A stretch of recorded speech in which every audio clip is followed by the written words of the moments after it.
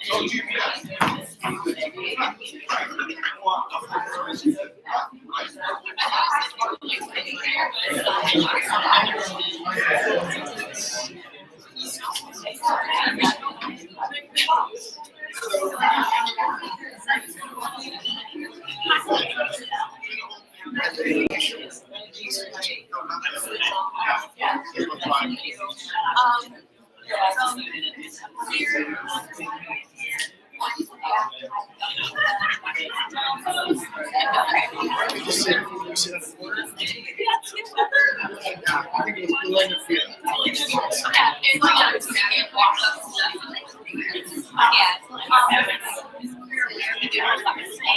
when you're name, just make sure you don't stand for it.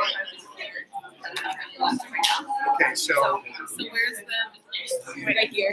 So don't stand in front. Don't stand like directly in front. Okay. yeah. Block. So is that live stream? Yeah, everyone can see it on you. Good. Just out of curiosity, can you tell attendance? Can you tell how many people are? Oh, thanks for having us.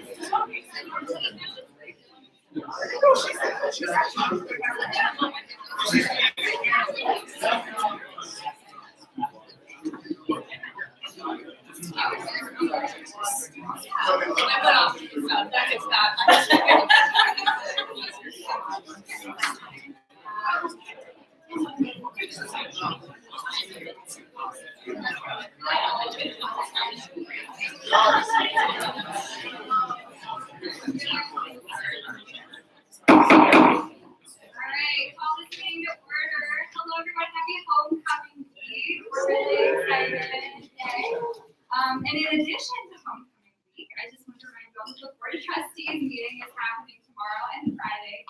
So I'll be speaking about that a little bit in my report more. But if anyone wants to tag along with me, please do. So we're going to start off with student speak out. Are there any students to speak out this evening? Seeing none, we're going to move on to announcements. Are there any announcements this evening? Yes. So I'm producing an animation that's student run, and we're having our final round of auditions tomorrow. Friday from 3 to 6. It's soon over. I'll post the room info. But if you know anyone through fine arts or any voice actors that you know, it'll be soon over this Friday from 3 to 6. I'll send them. Thank you. Assistant Chief Staff Ready. Yes. Hello, everyone. So homecoming's this Saturday. If you want Chipotle, you should go because my amazing friend Alona, she's a legendary with me, and she's running across the country this coming up summer for cancer. So she's having donations. So if you want to go to Chipotle, you're trying to go to Chipotle anyways, you say that you want to donate to the fundraiser, and they'll get 10% on Saturday. Yes. Senator Sweeney. I'm on the public relations team for Gray Magazine. They released our October edition. Look at it. Awesome. Thank you. Yes. Gillelle is having the voting party on November 6th from 9 until 7 on the 3rd floor atrium of Baker. Spread the word. Yes, Senator Rideout. Athens Beautification Day for the fall is this Sunday, the day after homecoming. We still have very few select spots available, so if you're interested, please see me after the meeting. Any other announcements? Okay, awesome. So we are going to move into our presentation for the night. We're super excited to have Chair Scholl and Vice Chair Coleman from the Board of Trustees this evening. So they're just going to give a little brief kind of introduction of the board. I had them chat about a couple of brief things, but mostly we want to open up the floor for all of you with questions. So bring all of your questions up the board. So we're really excited to welcome you. Thanks, Manny. Really appreciate the opportunity to come and speak with you. And we'll try to make sure if we slide over here, please push us back the other way. Very briefly, my name is Dave Scholl. I've been on the board. This will be my 7th year. I've got my educational background, Bachelor's of Arts in Biology, a PhD from Ohio University in Microbiology, a postdoc at the Institute for Molecular Biology in New Jersey, and then came back to be Vice President of Research and Development and ultimately President of Diagnostic Hybrids, which is a company based on State Street. Relative to the board, some comments about the composition of the board. First of all, it serves in the public trust. I think that's an important concept. Not anything privately, but all public. Members are appointed by the governor for 9-year terms, which is a significant. Ask our spouses, and 9 years seems like an awful long time. So there are some alumni on it and some that are not. There are 14 total. There are 9 Ohioans that are voting members. There are 2 that are called national trustees that are not Ohioans, do not live in Ohio. Really, a key ingredient to the success of the whole piece of shared governance are the 2 student trustees, Faith Voinovich and Austin McLean. Austin just joining us recently. I think his first meeting was the June meeting. We meet 5 to 6 times per year. And it's important to understand that we provide governance and oversight, financial oversight for sure, but we don't operate this university. We have a very, very able president, as the university's had, I think, 20 times prior to us. And he and his executive team and the faculty and staff do a fantastic job of executing on a strategic vision that the university sets and tries to implement. Very quickly, as a chair, I think there are 4 themes that I follow. One is I try to understand the complexity of the university, and for a business guy, not in higher education, that's not so simple. I try to ensure the effectiveness of the board and the chair, my role. I'm a strong external advocate for the board and the institution, and I guess the board in the past, and I feel this way too, it serves a bit as the conscience and disciplinarian and consensus builder for the board. I mean, somebody's kind of got to do that. So I think with that, I'll turn it over to my vice chair, Janelle Coleman, Thank you. for her introduction. Thank you.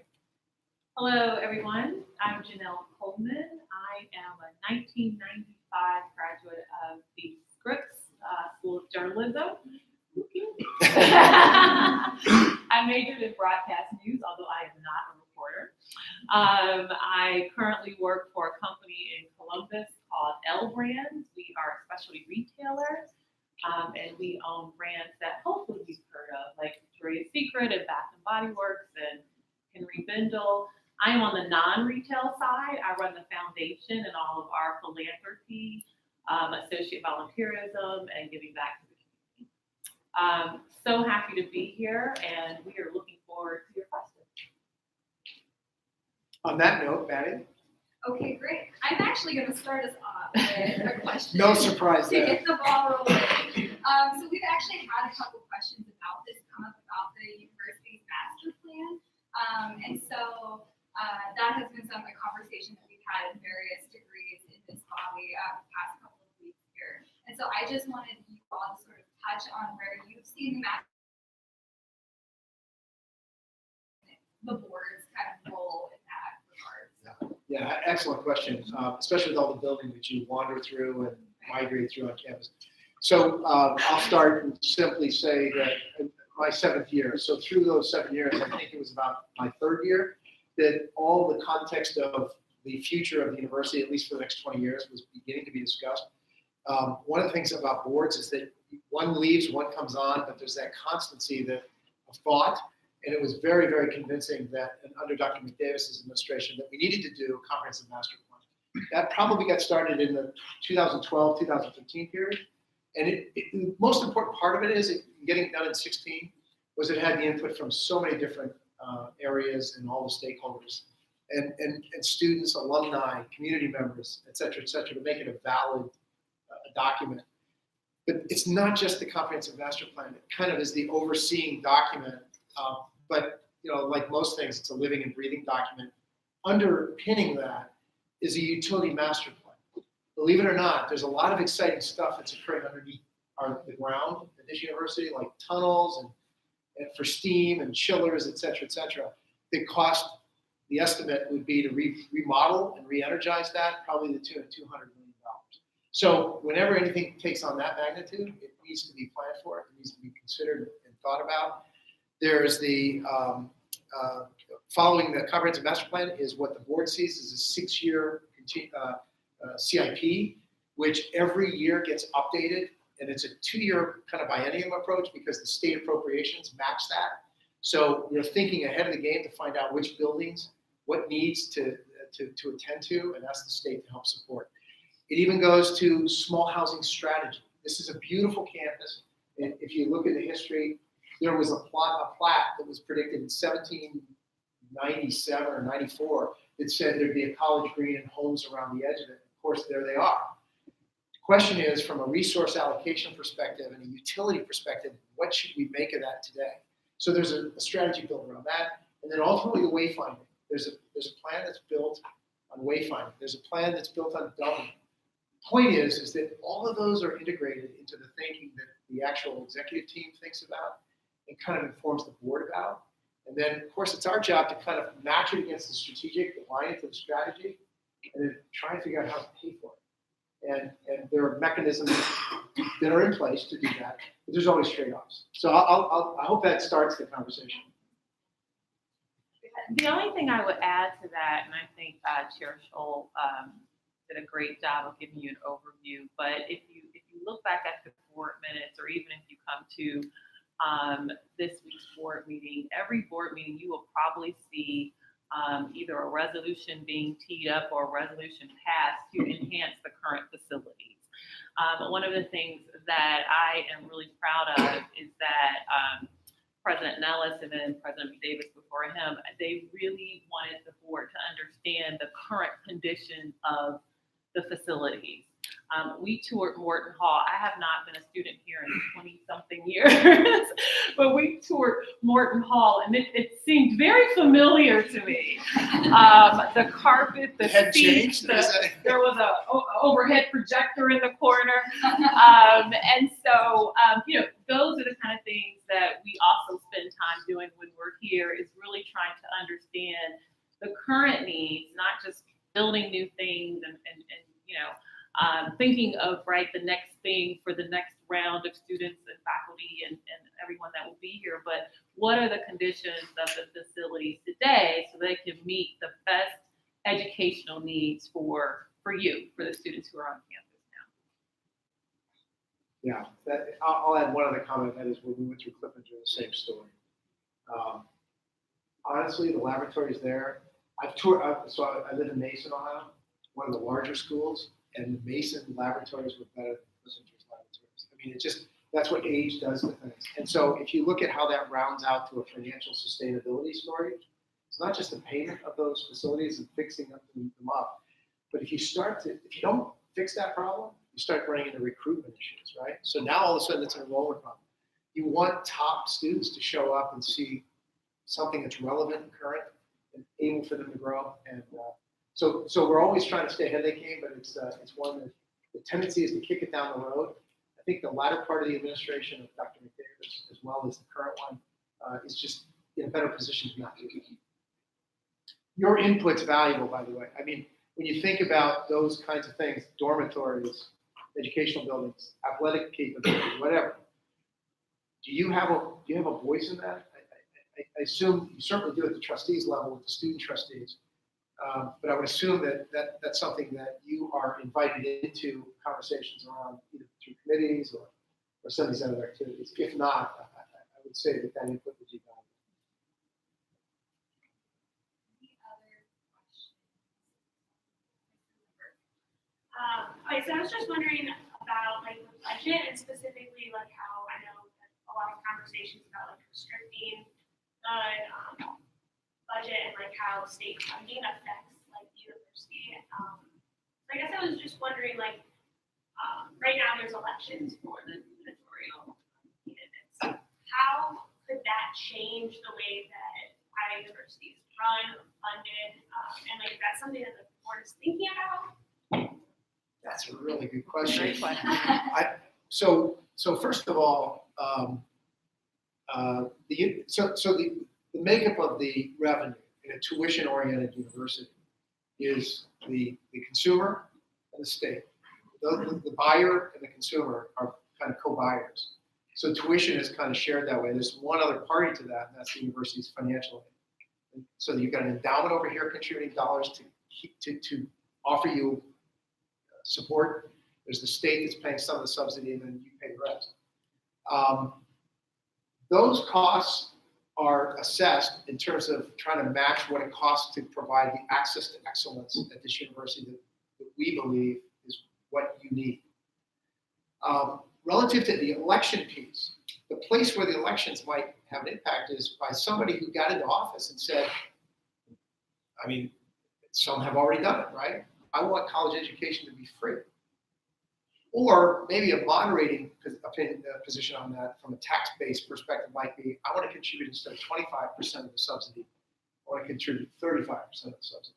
So I don't know if I answered your question about how we manage the financial piece, but you betcha, on midterm election, you ought to know which governor thinks this about higher education, which one thinks that about it, which one of the local legislators in this community where they live and you vote them in, what do they think about this setup, higher education, et cetera, et cetera.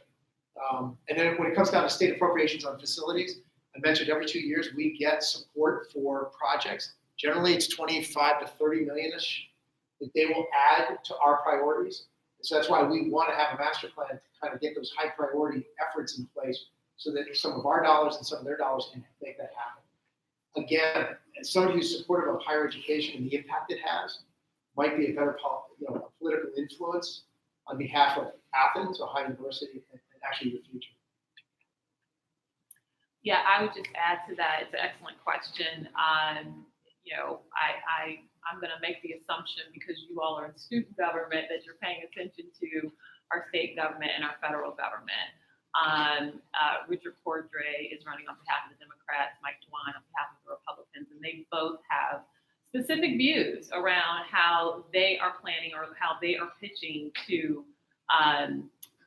help pay for higher education, have the state contribute. And so, I would just ask to really pay attention to that.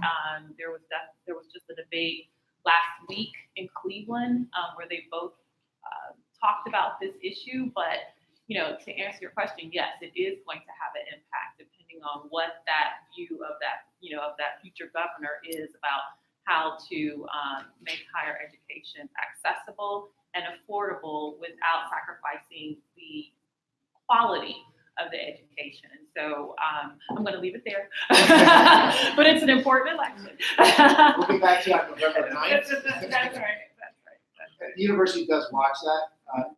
We actually do have an individual that lives in Columbus that kind of helps guide us in terms of where the kind of how the winds are blowing, not just on an election year, but constantly, because policy and legislation is done year-round. And one other very important point around that is that there is a capital budget for the state of Ohio, and there are many universities, nonprofit organizations, and other public entities that are vying for those capital dollars.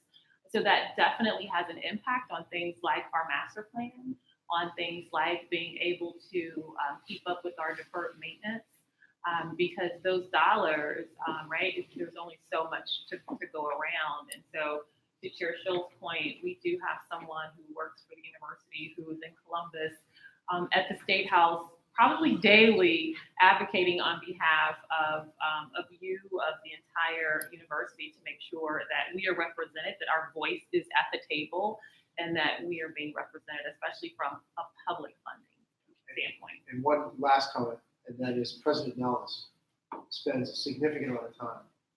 That's one of his duties, is to advocate for the needs of higher education broadly, but also specifically. And quite frankly, there's no better advocate for what this university needs than you. So when it comes back all the way around to voting or not voting or engaging and not engaging, the choice is yours, but you are the best that we've got relative to making an argument, a strong argument about why higher education is important. I shouldn't have. No, it's just something specific that you said, and I wasn't sure. So you talked about beginning, like the first answer that you gave, and then mentioned like 25% is like, Yeah. is that like the real number or was that kind of something? Yeah, it was 15 years ago when your parents went to school that it was flipped. So 15, when you talk to somebody from the I'm 70s, hearing for non-school. It's okay. I was trying when I went to school. I'll try that. The state was paying 75 cents on the dollar. And so when you hear stories back all the way to the 60s or 70s, and somebody says, I went to Ohio University, think about the bargain. If you were to talk to somebody from then, and they said, for $1,400, I got a college education per year, a college education, and I did it in 4 years, not 6, which used to be the norm. That's an amazing statement. Well, how does that happen? Well, that happens because the state, for whatever crazy reason, I honestly believe that I'm a parent of, I'm a son of a set of parents that came through the Depression. And hell or high water, they were going to get their kids to college because they viewed it as the only way to kind of increase that social mobility. Well, that was happening in the 60s and 70s. And as a result of, I think, that thinking, they seem to have a political influence that got it, that this is a valuable asset. We're going to do as a public trust, we're going to fund that, underwrite it. Somewhere between now and then and now, it's shifting, and it eroded, just basically has eroded, where some places I think are 0%. So when I lament in some cases, I can't remember who it was, somebody from another state. I said something like, wow, ours was 23%. I said, well, man, you must feel like you're in Fat City. My state's 0. I said, 0? I mean, what does that look like? Well, it looks like faculty getting laid off. It looks like students going into debt beyond what they can afford. It's not a good picture. So I think that getting back to your original question about elections, those are the folks that make the decisions. And that's a big one relative to being on a college campus. And you know what? Even after you leave here, it doesn't change. There's not a very good argument that says, I want the taxpayers to pay another 5%. So when you're on the other side, when you're in the PTAs and you're the government legislator, hopefully you kind of recall the value that this was at the time you were concerned about trying to finance it. Videos. Oh. Go ahead. So kind of going off of that answer, I had already heard this question out, so thank you for answering. But we hear about capital improvements all the time, right? But as you noted, over the past couple of years, decades really, the state spends less and less money on public institutions. And we also, in the past few years, hear more from groups like Faculty Senate or Graduate Student Senate that, there's less professors being tenured, which leads to less high-quality professors coming in, graduate assistants living in like extreme poverty, essentially. You don't want to stay here, go to school here. So I was kind of wondering just what role the board plays in terms of like some academic stuff, and then kind of break down like finances. Is it far more spent on capital than more like academic operations, or does it depend on like where the funds are coming from? Yeah, it's a great question. I'm trying to dice through that question. So I'm going to start at the end because I remember it the best. Put it in the ground, and then over 50 years, you figure out how to pay off the interest and the principal. So, I think that's generally how it works. I'm not a professional accountant, but that's how I view it. And so there are those needs, and you finance those and deferred maintenance through mechanisms like that. Now, I will say that some of my guess is that some of your tuition dollars and state's dollars go to underwriting some percentage of that debt. That's the cost of the problem. When it comes down to faculties, tier 1, tier 2, tier 3, there's no question that we at the board have heard from the faculty senate. They're concerned about fewer tenure track faculty 1. There's no question if you look at how schools are ranked, that number matters. And so that's an issue. The other thing that we're facing though is that the educational environment's changed. And so the tier 2, tier 3 story, to me, it's just matching up the right tool for the right thing. And when you do that, are some of the best researchers, are they being excluded from the inspiring part of teaching freshmen? I think if you look at the Chronicle of Higher Education, that's begun to happen. And they're saying that's a mistake.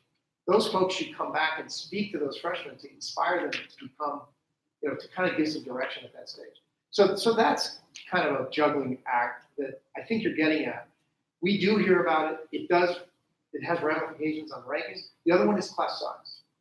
I look at class size and I say, I understand efficiency. I understand we got to pile more people into some of the early classes where it's appropriate. But the ranking measures how many kids are in these classes, what percentage of them. If you've got large class sizes, you drop in the rankings. So now, can technology help make that a little different? I don't think there's any question, right? I mean, technology can, certain courses maybe don't have to have a class size of one. You and the computer, right? Taking the course with a thought being that there's a mentor, some kind of proctoring of that activity. The reason I went there was because I think that we've got to look forward to trying to figure out the cost component and not lose the quality component, and to not think technology can't help us. I think it'd be a mistake. So anyhow, summary on my comment, the CIP is a bonding issue. It needs the capital improvements plan to guide us properly. It's leveraged to get strategic vision, the best transformative learning community in the world. That's a tough standard. That's what we say. And then when it comes down to that, what's the learning outcomes? And that's high top faculty, whether they're tier 1, tier 2, or tier 3, they've got to be great educators. And right now we're struggling with what the right ratio and balance is, and then how to use technology to help. Did it get anywhere near it? Yeah, I definitely understand it. Like you said, universities are operating now to a little bit like businesses and competing, so capital improvements are essential for keeping it.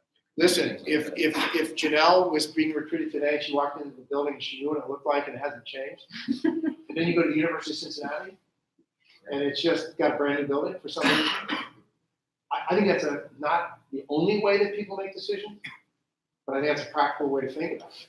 And that's a shame if we don't keep up with it. I mean, Do you guys have like a strong role in a lot of that, or is that more so happening like dean type level, or like? no, we are the final. You want to take that one? Yeah. So we are involved in all of these conversations, and all of these presentations. And essentially it is the president, the provost, the deans of the colleges, the financial aid office, the person who's involved in enrollment, coming up with different formulas, if you will, to make sure that we can meet the needs of our students. One of the things that Chair Scholl, I think, was about to touch on was around access. We Ohio University prides ourselves. We have a rich history of being inclusive and making sure that Ohio University is accessible. And so, there's a large part of the budget that goes to that, to provide aid to students to be able to come to Ohio University and have a rich experience. But at the same time, keeping up with capital improvements, at the same time, trying to recruit the best researchers. And I had never had the privilege of going in the Clippinger lab until I got on the board, but, I am not a scientist, but boy, I would think that a scientist, a really well-regarded high scientist that we would want to recruit here might come in Clippinger and say, I don't know about this, and we want that person here because that person is going to enrich the entire science area. That person is going to attract research dollars, and hopefully spark innovation that's going to come out of Ohio University that will then go back into the economics of the state. So it's a little bit of a domino effect, and so we're always trying to balance all of that. And so that's a long answer to say, yes, we definitely are involved in those conversations. We try to provide the best thought leadership and guidance that we possibly can to the president and to the provost and to the dean. Can I flip it and ask you a question? How do you think our choices have been? How do I think the choices have been? Well, from the context of the capital improvements, I mean, the way that they're presented to us is these are in need either structurally, functionally, programmatically.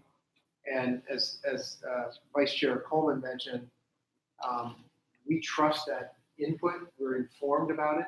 We can say no to it, but it just seems like there's a trade-off that's not worth going down. So we've made choices. We've built buildings, supported the building of buildings. and with the intent that it meets all those requirements of the best transformative learning community in the country. Notice I went from world to country. I mean, as far as I can tell, probably doing the best job that you can. That's what I want to hear. I'm wondering, like obviously you need to be investing in both capital things to attract people, but at the same time, That's your investing directly into the faculty.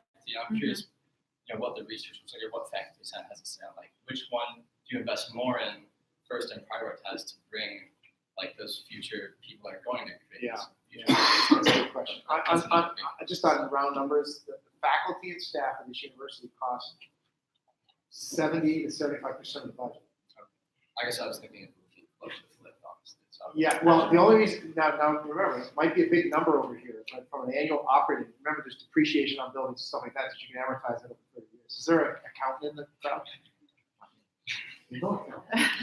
That's probably why, that's good. And anyhow, it's a business its salaries are intensive. I mean, people.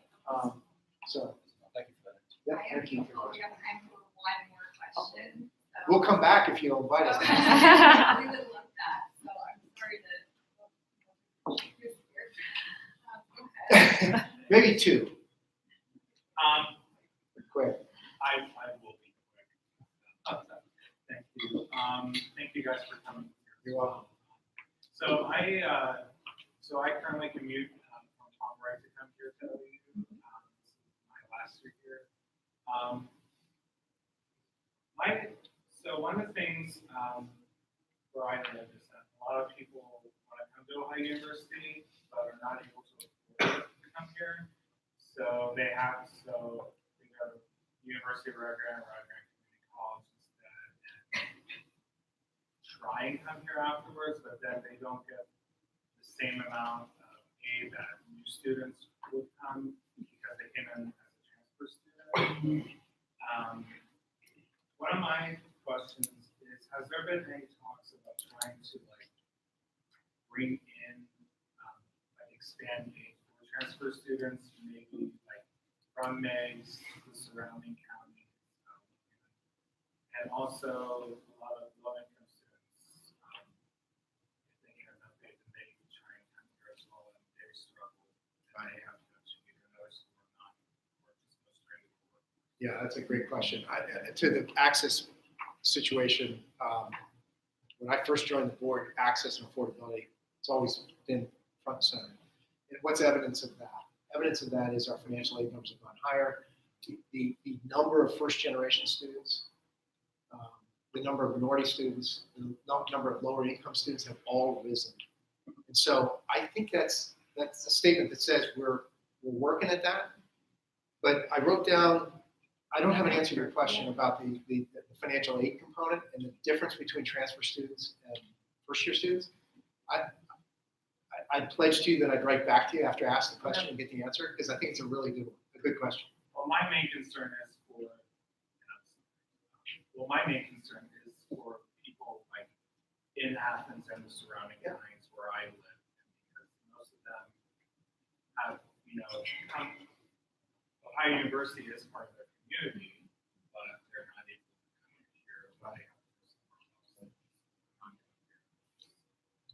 So the transfer piece is interesting to me too, so I'll be anxious to ask that question. Access is a pillar of Ohio University. I would not be here if it were not for access. I was a Pell Grant recipient. I worked my way through college. I was I don't know if you guys still have salad bars, but I was the salad bar girl, wiping up every time someone spilled ketchup or whatever on the salad bar. It was because of the creativity of the financial aid office, and I think the commitment to Ohio University that I was able to come here and finish. Wasn't easy, but I was able to do it. So access is, for me, extremely important, but also for a board and for the university as well. I will tell you, to piggyback on what Chair Scholl talked about, we have seen an increase in all of those categories, including our Appalachian students. So students who sit in Athens County and those contiguous counties that probably have had some type of exposure or not to Ohio University, we're seeing those numbers rise as well. But going back to the budget conversation, going back to the governor conversation, going back to, right, it's about, They're related. they're I all, understand. they're all related. They're all related. But we have our eye on the ball. We will, continue to press on that because, everyone deserves to be a Bobcat. Last comment, and that is when we were at one of the branch campuses, I asked the young lady that was giving us the tour, how often do you get to the main campus? She said, never. I said, what are you talking about? Never. It's an hour up the road. She says, I can't afford the gas money to get in a car. I built a business in Appalachia. I know what you're talking about. A lot of the employees for us came from the southeastern Ohio region. And I know that there's some special things that you need to be attentive to, you need to think about. And I really applaud you for raising the question. Yeah, thank you. Well, I want to thank you both. Thank Okay. you guys. Before we leave, Yes. I know we're running late, but I really we both want to applaud this body and quite frankly, the student body for the published responses that I was reading about how your leadership played such a huge role in helping the community and helping the university and helping yourselves get the conversation around sexual assault and all the other safety issues front and center. You can't fix it if you don't know what the barriers are. You can't identify it if you don't talk about it. But in Cincinnati, when the news is about sexual assault, and then you look at the numbers and they're about the same year in and year out, but because the environment we're in, a lot more talked about. That's a good thing. And it threatens people when they hear it happening and they think, oh, geez, what's going on at Ohio University? Then they read what you folks did and how you led.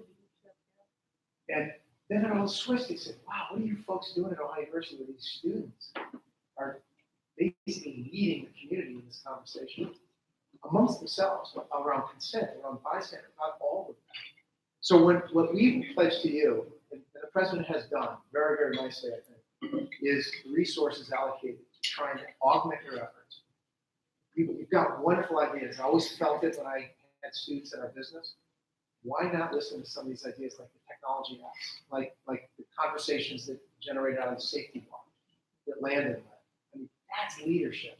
So anyhow, I was very personally proud, and that's how I'll leave it. I assume my colleagues were too, but I didn't want to leave without telling you that Landon was, in my book, a really good leader of the student senate, and I think that he's following the same footsteps. And the evidence that portrayed was just phenomenal. So thank you. Thank Thank you so much, Chair Scholl. If anyone wants to see the board in action today, culture 104 in the governance room if you want to swing by. So thank you again. Thank you. Okay, we are going to move on to roll call.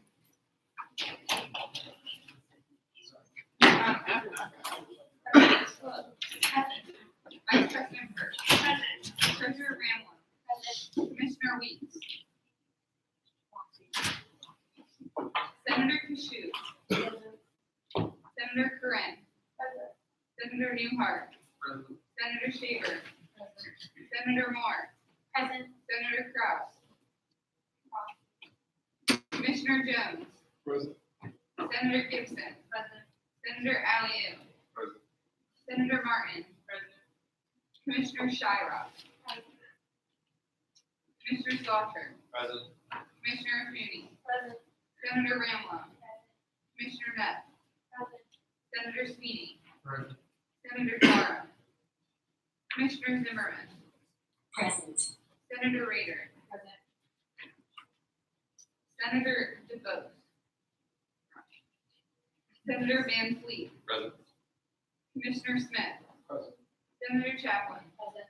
Senator Jones. Senator Levon. Present. Senator Adams. Present. Senator Haristic. Present.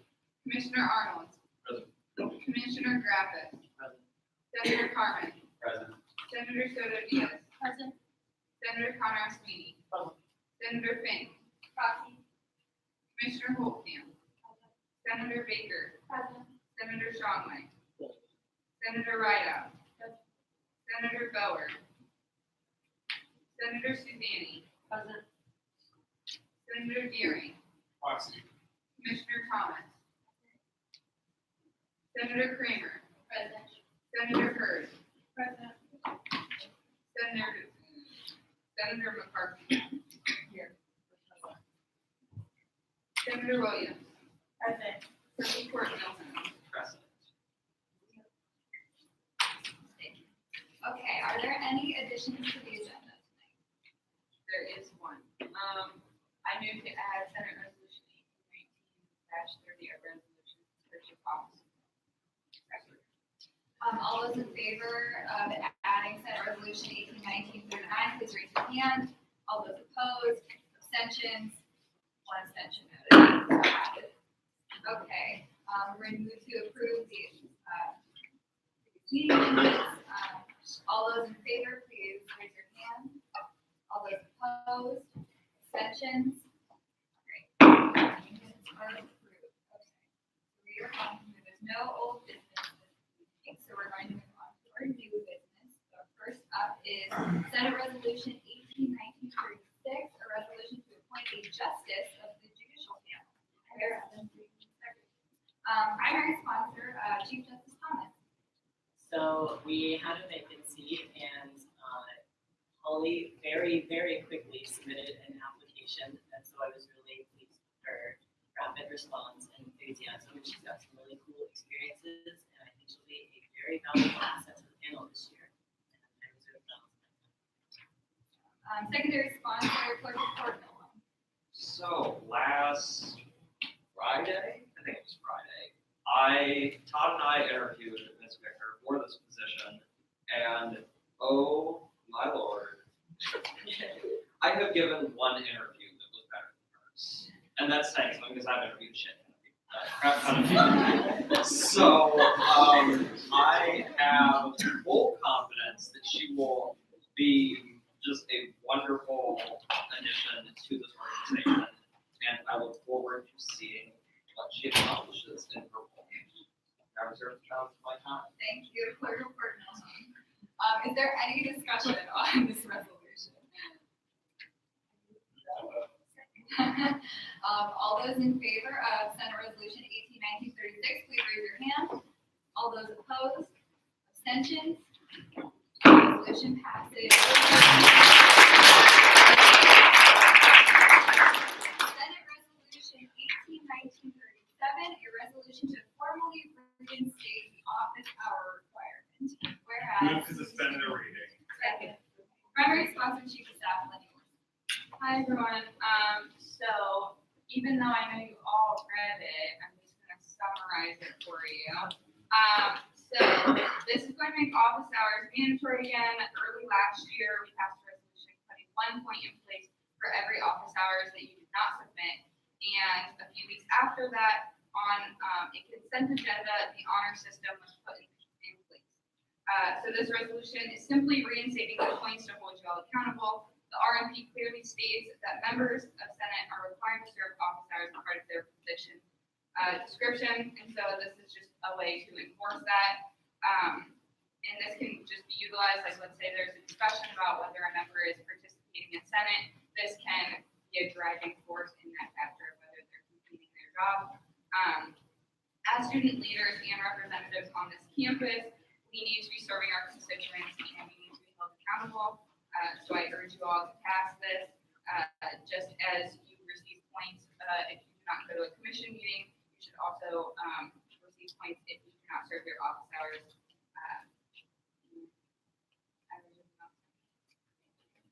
Secondary sponsor, Clerk of Court Millen. Okay, you all know how I feel. Those of you who were here last year know exactly how I feel about office hours and how you should be serving them, because I came in and talked to all of you last year about this. And may I add, it passed unanimously last year to instate points for missed office hours. And the reason that the rules and procedures outlines that you should serve your office hours is so your constituents, the people who voted you into office, have an opportunity to come and meet with you and to discuss things that they want to see done. And I know this probably doesn't happen very often for anyone but the lovely members of our Senate Appropriations Commission. But in the event that people want this to happen, you should be available to speak with them. Your office hours should be posted and you should be there, because if you're not there, how can you best represent the people that you are here to represent? That is why you are part of this body, to come and to make a difference that the people on campus, on students at Ohio University want to see. So with that, I urge you all very strongly to pass this resolution, and hopefully none of you will object to that, because if you are, I kind of wonder if you're actually wanting to do your jobs. So with that, I reserve the balance of my time. Thank you. I will also remind you that you are able to vote however you choose. We are a democratic body. So I will now ask if there's any discussion on this resolution. You good? Just out of curiosity. You're good? Nate? Yeah? Yeah, right. Please ask the question.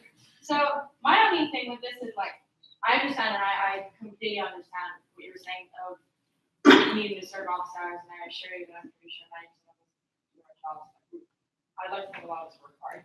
I'm a forgetful person. I just think that like, I know for a fact that my commissioners know we have a meeting every single Friday. I think when we don't need one, it's redundant to just sit in an office. It's my job for like 2 minutes. And like, I know that sometimes my senators have other things to do or any day, and I just don't think like they should be getting points for not being able to show up when they're like legitimate excuses of I have work or I had a test and I need to go, and I put academics on top of my commission meeting, quite frankly. And it's like if I forget to like sign, like say that I've done my office hours and like I can get impeached for that. I don't know. I just think like the filling out the form is where like I have an issue with. I don't mind people like holding accountable. I just have an issue with trying to fill out. There's a swipe access we can do or like I don't know. That's my only thing. I am working very hard. I've gone through many systems on finding a new way, but that won't be implemented until the beginning of spring semester. So there will be a new way which will be easier and more user friendly for everyone. But at the moment, we have to stick with the way that we have it. I do send a weekly reminder in the meeting minutes every Friday. There's a reminder. If you're reading the minutes, then you would be reading that. I call myself out. Yeah. So.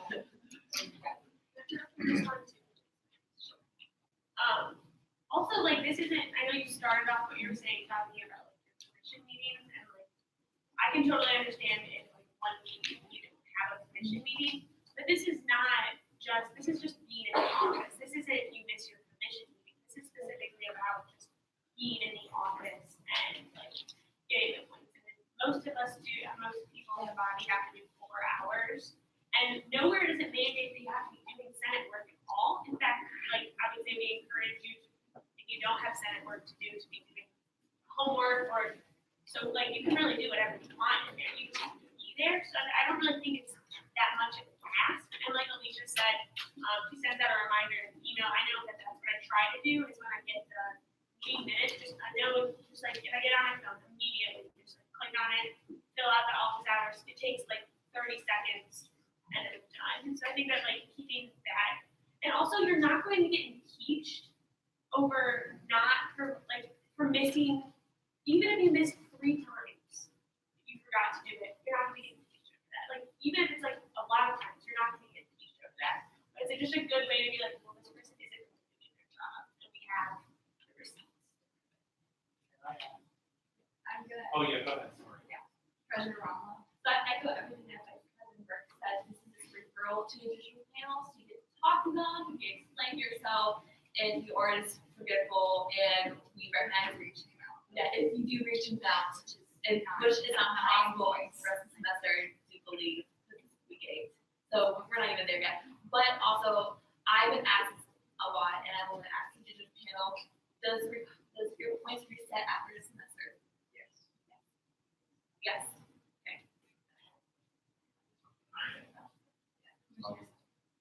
just your point, like, do you think like 4 to 5 hours is not big ass office hours? I'm not saying all stars. Okay, well, I guess it kind of sounds like. No, I do mind, I'm just saying like. Okay, but also, do you think if we're going to reinstate them, make them mandatory, we should maybe make everyone, I don't know, in our rules, and we're like, have half of them, like, people need to have a set time that they do them, because, and we need to be actively, like, advertising them, not just on our door, like, there's a million bulletin boards on campus, we could put, like, someone from the off-campus commission will be here, like, at these hours, it doesn't always have to be, like, me, but everyone's from the commission, because it's kind of silly to just expect people to come find us around the office, lots of people don't even know we exist in the first place. I think we're gonna do it and make it mandatory, we should make it meaningful also. That's one of the things we can work on. I think that that's an excellent point. Yes. Sorry, Please wait till I call it. I apologize. So follow up on what Amal said, you do not have to spend all your office hours in the same office, you spend them half of them. Maybe like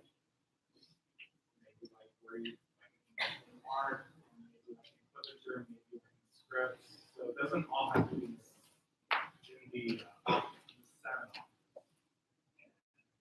Another thing to what Parker mentioned, I do like the idea of the bulletin board, but the other thing is people will come and go inside the Senate all the time. We would have to change. We would have to change like each person's name all the time. And I'm okay with that, but I think it'd be simpler if we were to do it online and have a link to where the office hours would be. I know that's not what you want, but putting them up on the door, we did it last year and it wasn't really great. That's the Point of information, yes, it was. I updated it every single time we had a position change. Oh, you did? Yes, just saying. Well, I saw it. Sorry.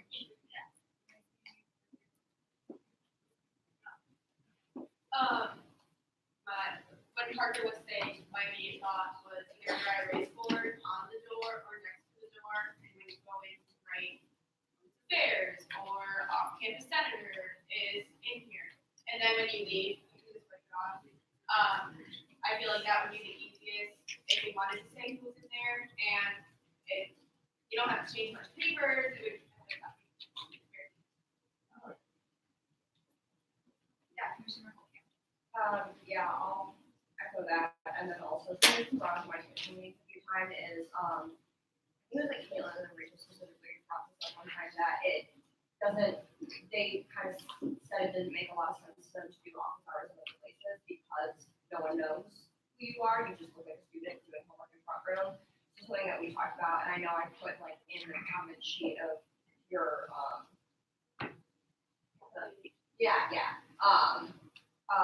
was like possibly having a thing that like stays in the student office hours in front room, just having something in the Senate office that people can pick up, just as like, hey, I'm in student senate, I'm talking about something, if you want to talk to me. Like just a little, you know, one of those kind of signs that like flyers, because that would actually show people that like we are there for you to talk to, not just students sitting there, doing.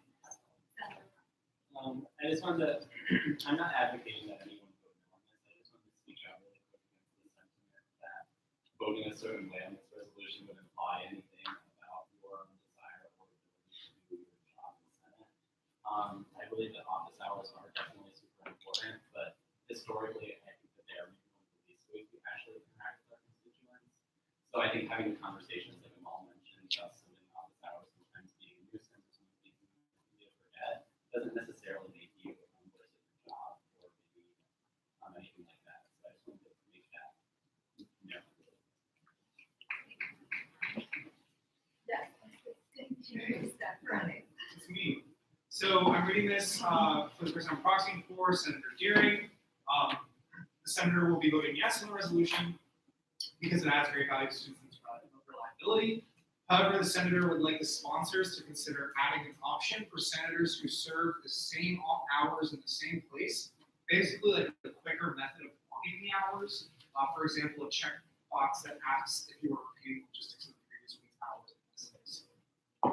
I know we're updating for office hours.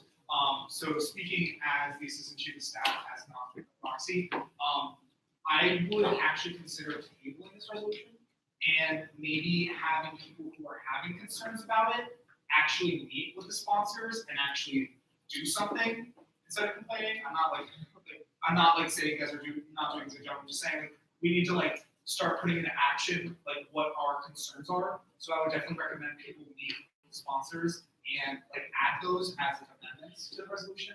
I think either way, we could also then create a resolution that notifies the submission form when we do get the login thing next spring. So as long as we are on top of ourselves and working together on these resolutions, where it stands right now, it doesn't have a lot of room. I encourage everyone.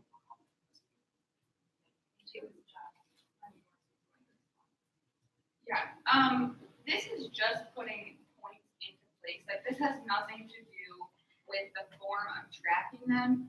I'm working very hard to find a new system. Like, believe me, I am. If Todd was here, that's why we've gone through like 7 different platforms. I also wanted to say that this is only 1 point. You would have to not submit your office hours 9 times, and that would just be next semester because it wouldn't even like count for the semester because there's not 9 weeks left, and it resets at the next semester. So that would be 9 times, not including finals week and not including the first week of school because those all don't count also. So it's very difficult to forget all 9 times. And I'm also a very forgiving person.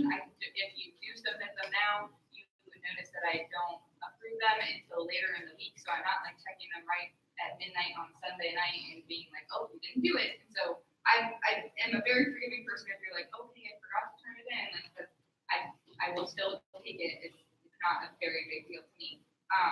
This is just putting the points back in place. So I would discourage tabling it just because I would love to hear all of your inputs about what you want to see in the new platform. I would love that.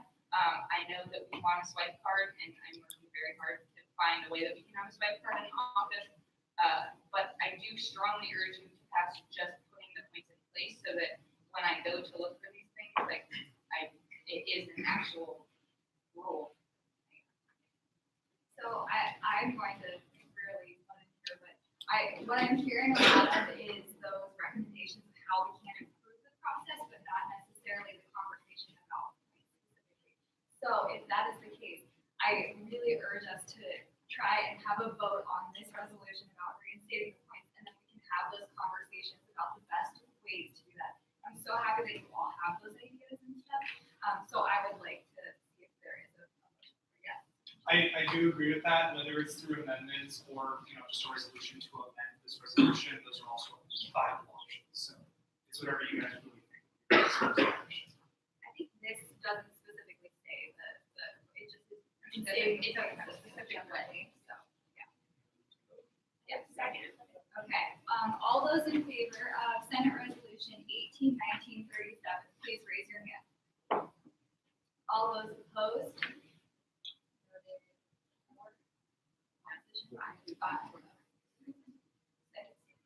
Raise them higher, please. Abstentions? 2 abstentions. Resolution passes.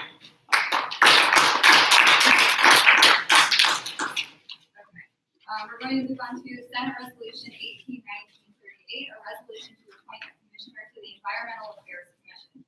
Whereas, primary sponsor, Vice President Burke. Okay, so Allison, Allison was the, and I guess still currently is, the Vice Commissioner of Environmental Affairs, and Winter Wilson was Commissioner, and Winter didn't feel like she was fulfilling the duties correctly and enough, so she wanted to take a step back. Winter still wants to be in Senate, so basically her and Allison are switching positions. Winter is going to become a Vice Commissioner of Environmental Affairs now. Commissioner. Allison knows a whole lot of stuff about environmental issues, and I'm really excited that Winter Rose to become a great commissioner. Yes, I'm sure Allison. secondary sponsor, Treasurer Roth. Hello, everyone. So Alice and I are in the same major. She's great. She knows everything about environment, and she's a very sustainable person. And also, I'm sure Liv here will still be around, and I'm sure she'll be a great mentor for Allison, and have all faith in Allison, and she'll fulfill the duties. I urge you all to vote yes. She's taking over for time. Is there any discussion on this resolution? All right, all those in favor of Senate Resolution 18-1938, please raise your hand. All those opposed, abstentions, resolution passes.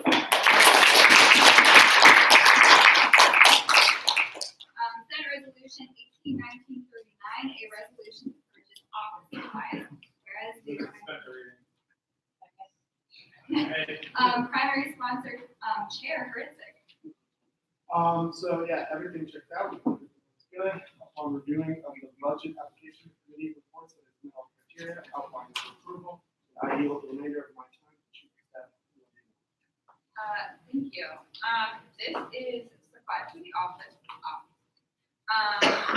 There is coffee and staples and legal pads for when we're stapling. And we also have tissues that everyone's getting sick now.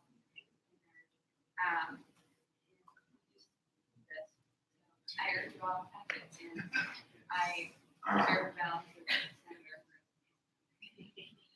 Secondary sponsor, Senator Newart. Yes, I looked this over and everything seemed to check out. Everything seemed necessary for the office. I would like to yield the remainder of my time. Allison. Thank you.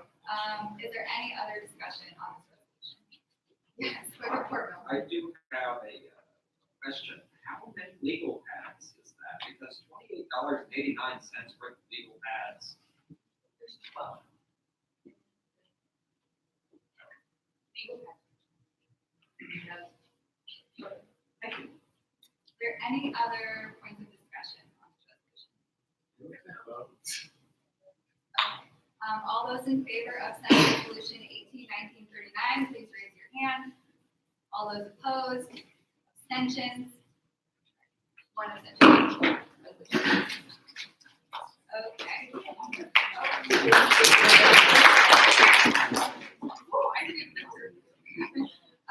Okay, we're going to move on to the commission report. So we're going to do them as needed tonight. So if anyone wants to give an update on their commission, yes, Commissioner Washington. So we're having a state house debate with both candidates from the 94th district on October 29th at 7:30 p.m. and 2:35. Whoa, slow down, John, say that again. Sorry. It'll be on October 29th at 7:30 p.m. and 2:35. The debate will be moderated by Dr. Bernier. I know a lot of people in the room probably know her.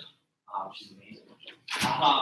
The questions are going to be created, or have been created with conjunction with College Democrats and Republicans. They will also have questions on Twitter using the hashtag OH94debate. Just want to say that out there again. Both candidates have confirmed. So we'll be here.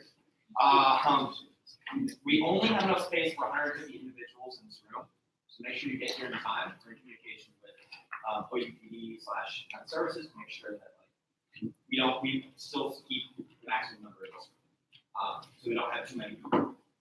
So get here early if you want to stop.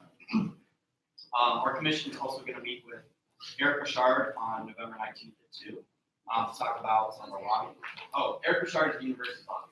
So when they were mentioning how we have a voice in Columbus, I here in Columbus, that's Eric. So we're going to be meeting with him to talk about our plan for higher education funding, what our lobbying goals are. So if you have any ideas, I'd love to hear them for that meeting. And that was it about my time. Any other commissioners have updates? Yes, Commissioner Zimmerman. No, you don't. Okay. Any other commissioners have reports, updates, what's happening? I know we got some really solid ones last week, so Commissioner, hold you.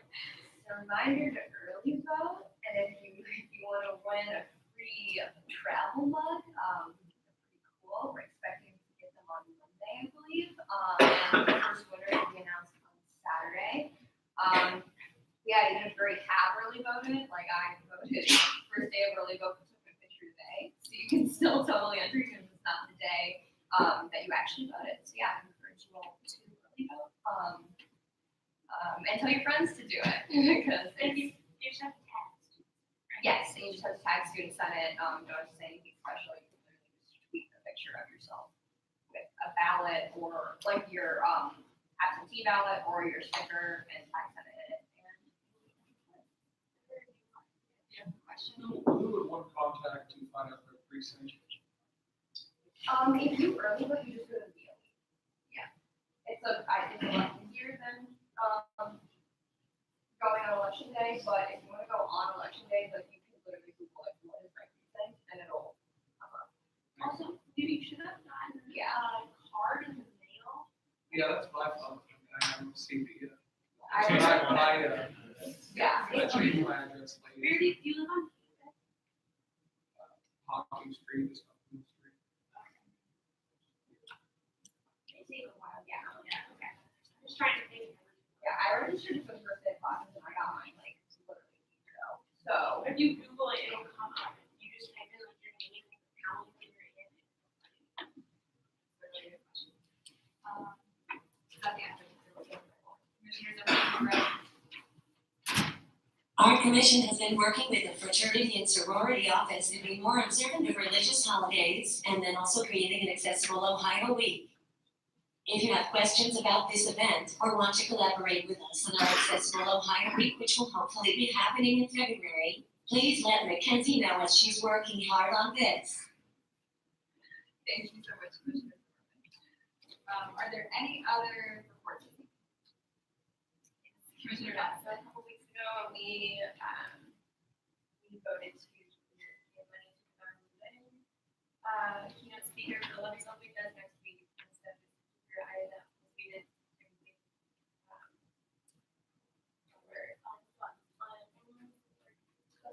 Sponsored. We did pick sponsored, so we will have to use that. We need the next minute. Yes, this 25th p.m. in Vermont.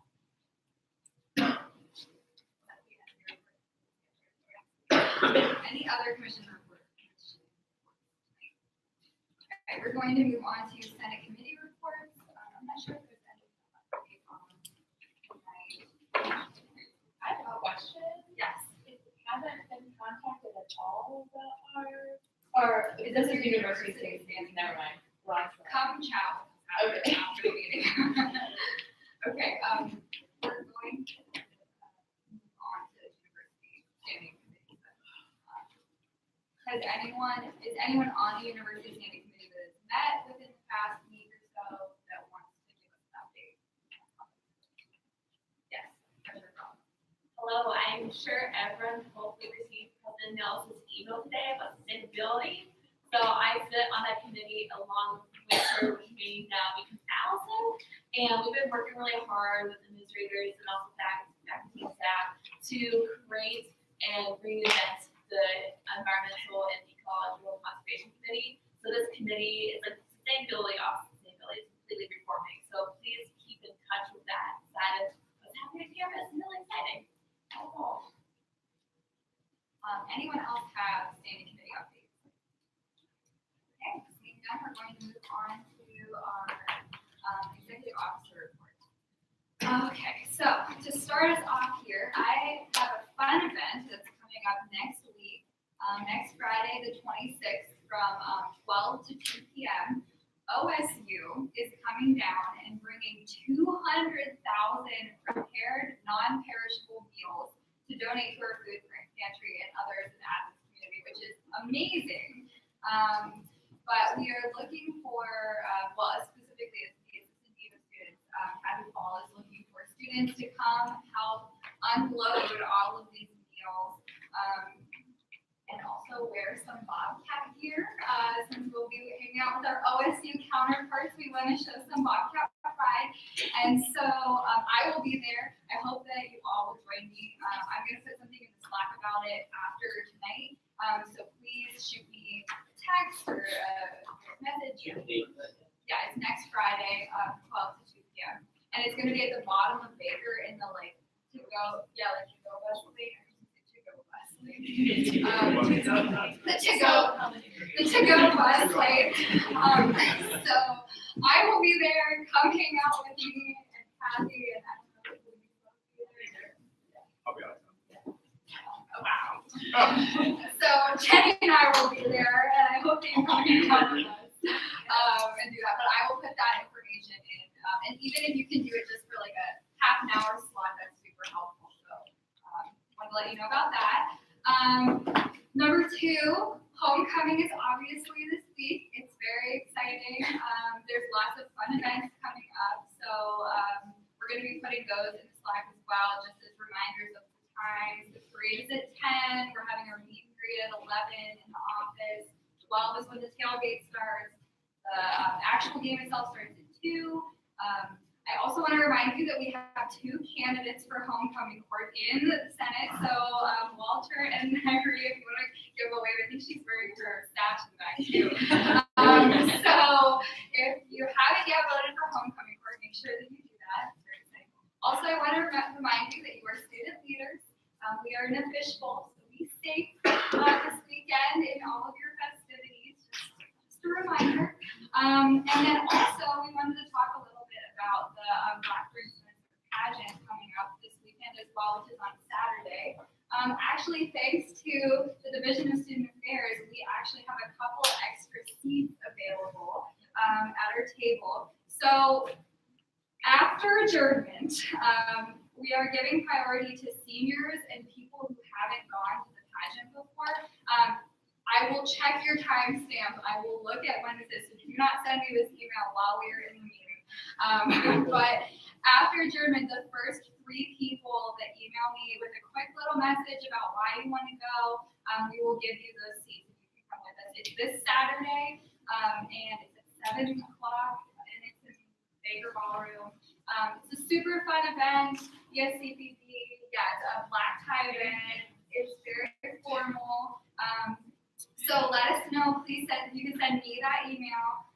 Again, 3 seats available. We would just be picking it based on who emails us first. We're going to give preference to seniors and people who have not yet had the opportunity to go yet. So does anyone have any questions? When and where again? It's Saturday and it's at 7 p.m. in Baker Ballroom. Also, so Black Affairs is already going, just so we know. It's hosted by the SCPD, so all of their seats are already taken. That's what primarily is making up our table. So I just Commission and then a leadership seat. Right. So we have 3 extra seats. Okay. Any other questions? Okay. Another reminder that the Board of Trustees meeting is tomorrow and Friday. Lots of fun stuff happening there. That's going to be at the governance room in Walter downstairs. I am also going to be sending some information about that in Slack.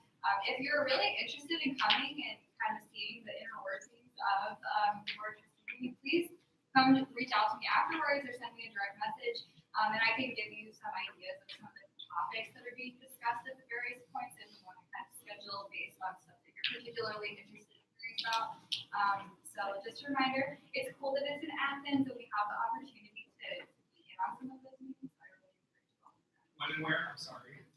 So those are tomorrow and Friday, and I believe they both start at 9 a.m. or the public meetings start, and that's in Walter 104. So, and then finally, sorry, I have a long report tonight. We have a really exciting event happening next Monday. It's October 22nd at 7 o'clock in this room, in Walter 235.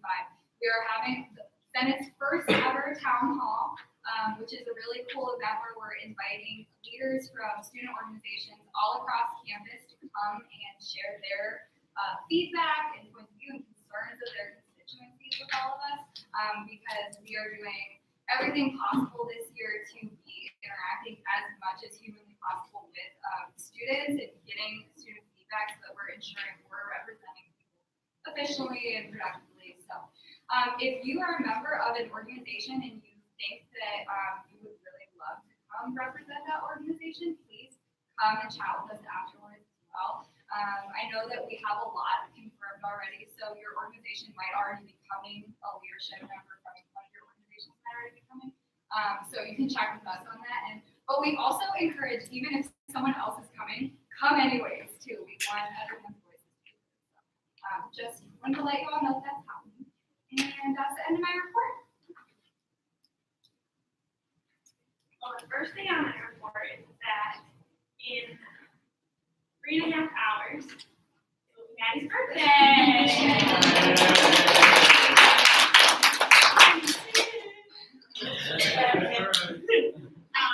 So very important. So my first thing is really excited. I know Todd is specifically really excited about this. Student Senate is getting an Outlook calendar.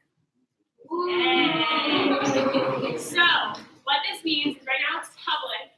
So it should be, if you're using the browser version of your Outlook calendar, it should be on the left-hand side. It should say Student Senate. But everyone in this room and everyone in Senate is going to be added to it specifically. So we just need you to click yes, or whatever it says. So to make sure that you have access to it completely.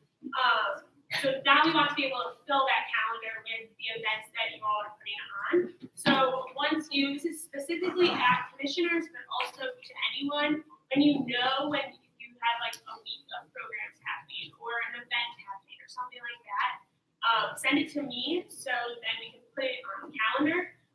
So it's a public calendar, so everyone can look at it at the university, but also it'll be a good thing for all of us to be able to look at too.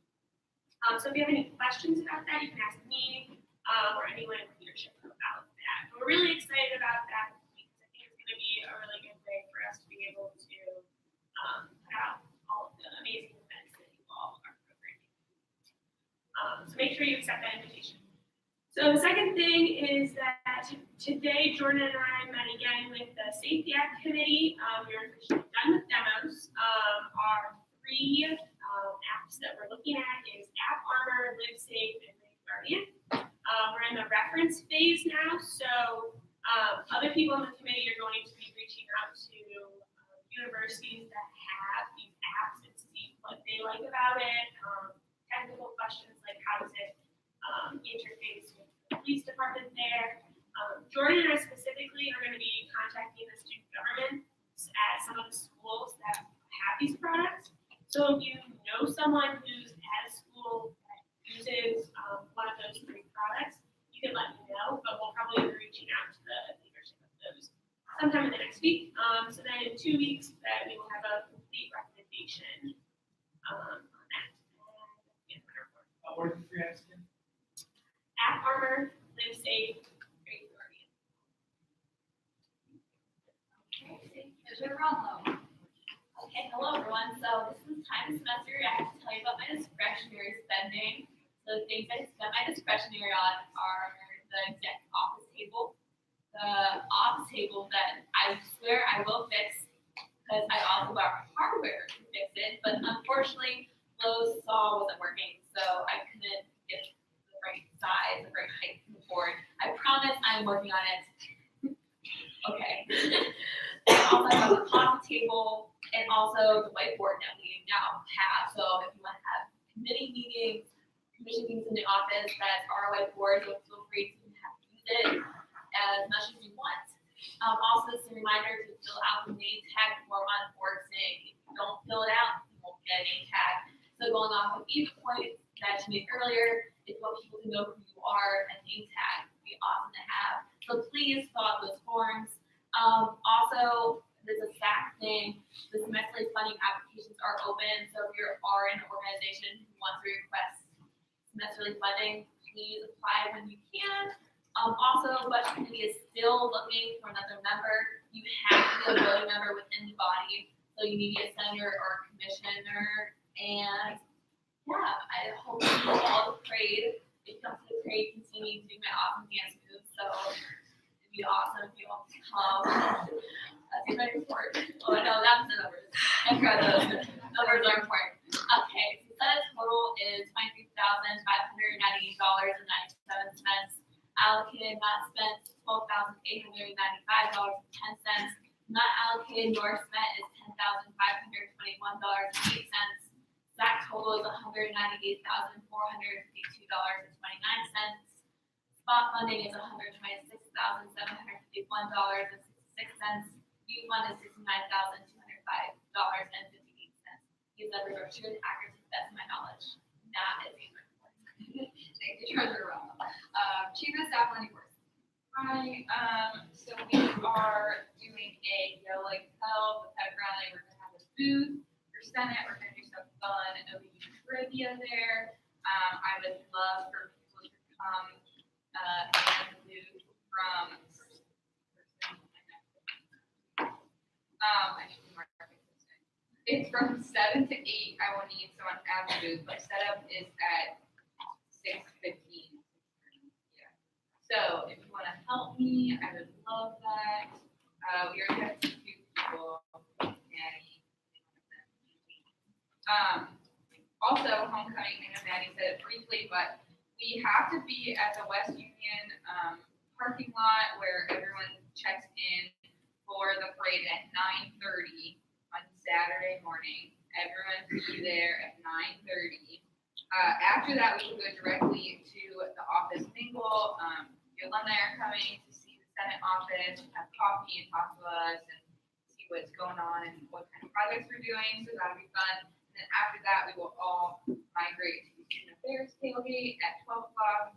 So it's like a whole fun day of Senate. And my last part was we have the DC networking trip coming up in the spring. I am trying to gauge interest on it. So the dates are March 11th through the 16th. That is during spring break. We will be lobbying about higher education topics in DC and also doing fun DC stuff. This is preferably targeted towards juniors and seniors who are looking for internships and jobs in DC. But please let me know if you are interested in coming after the meeting. And that is my report. Oh, maybe one. Sorry, moving this super quick. So I talked with the exec today about trying to get a committee started to discuss the readership program in terms of reforming it. As it stands, we only do the New York Times, and I've talked to a few Senate members, non-voting and voting members, to cut down on the quantity of physical print of the New York Times, or try to get more sources like Washington Post, Huffington Post. The Parent and Student Senate also has an online subscription for the New York Times that nobody knows about. I just found out about that today, but that's not advertised. And I also think that the readership program needs to have both print and digital media. So maybe we can even go to the New Yorker or Counterpunch or other types of online media that doesn't have physical print newspapers or magazines. I'm trying to find someone to eventually lead the committee, but as it stands, I'm the one leading the committee, and it's not even real yet. So when it does become real, I need people to join me. And also have Vice President Burke harass commissioners to get senators to join me. For whoever's interested or has the time. So please reach out to me through Slack or after the meeting. And it's just good to diversify our news sources so people don't accuse us of being harbingers of fake news. Which hasn't happened yet, but just as a preemptive strike. And we don't know, if other regional campuses are doing this or if other universities are doing this. So we can also lead the charge to diversify our leadership.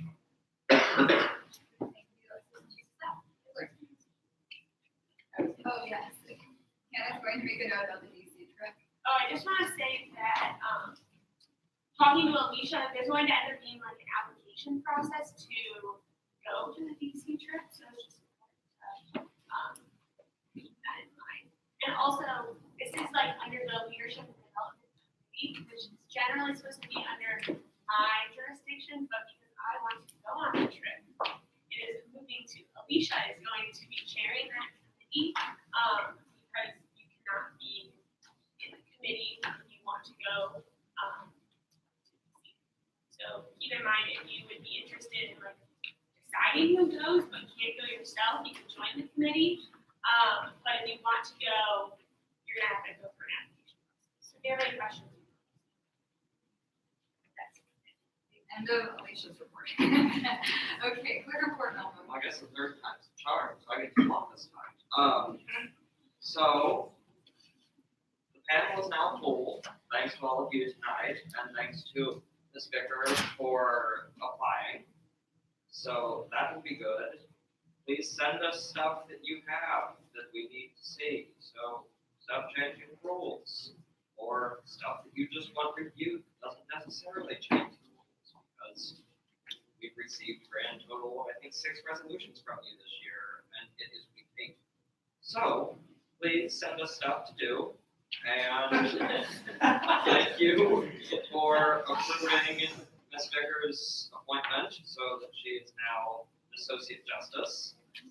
I think that's everything I have to say, Mr. Chief Justice. You? I think you covered it very well. We have not had a lot of resolutions this year, which I'm not sure whether to take that as a good sign or a bad sign. But we have done a lot of review procedures before. But I echo everything that Will said. If you have anything that you think can be improved, please bring it to our attention. And that's the end of our report. Thank you very much. Okay. Dr. Keenan. Many of you know that we had the last 3+ days folks visiting campus to an external review of student affairs. So some of you had an opportunity to meet those vice presidents. So thank you for those who were able to do that. And we hope to have a report from them in about a month around Thanksgiving time, and hopefully have some actual items on that report that we can start implementing this spring semester. And I think it's already been said once, but I want to reiterate that come by the student affairs tent whenever you're done with parade and seeing people dance. So please be safe this weekend.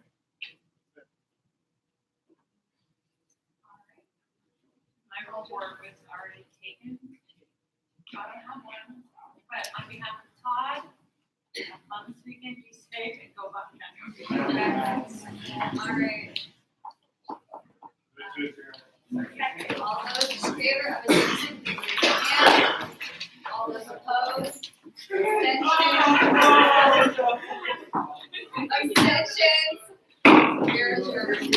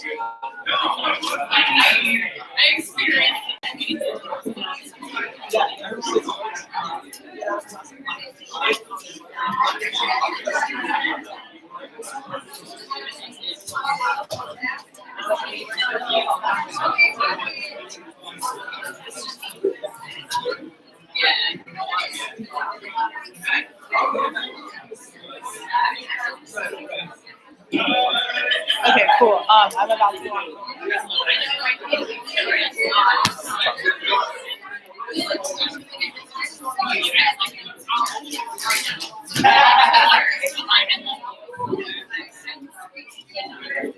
Oh,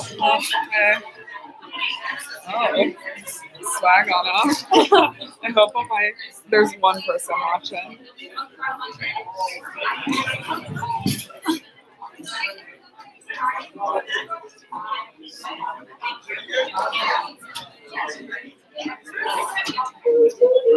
During that meeting, I was so good.